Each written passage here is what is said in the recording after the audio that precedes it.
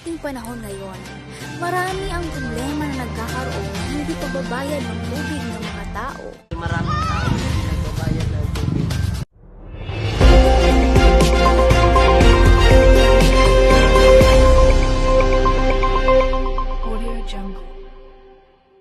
Kumusta mga kababayan? Mahalagang alamin natin ang balita tungkol sa agrikultura para sa ating magsasaka at para sa ating komunidad.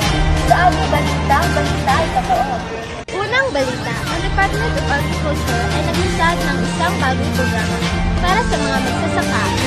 Ang programa ay naglalayong tulungan ang mga magsasaka na mapabuti ang kanilang produksyon at kita.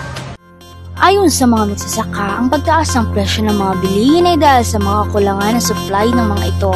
Ang mga magsasaka ay nagrereklamo rin sa mga problema sa irrigation at sa mga epekto ng climate change sa kanilang pananim dahil lang sa pagtaas ng mga presyo ng bilis. Magsasaka sa Agusan del Norte ay nakakaranas ng matinding problema sa pagkakaroon ng tubig para sa kanilang mga pananiman.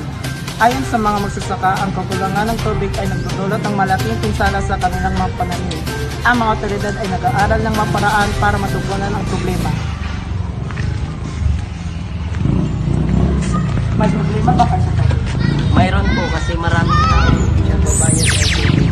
At ito ang ating mga balita sa agrikultura para ngayon. Maraming salamat sa pagtupad. Samantala kung mayroon kang mga katanungan o mga suhestiyon, huwag mag-atubili makipag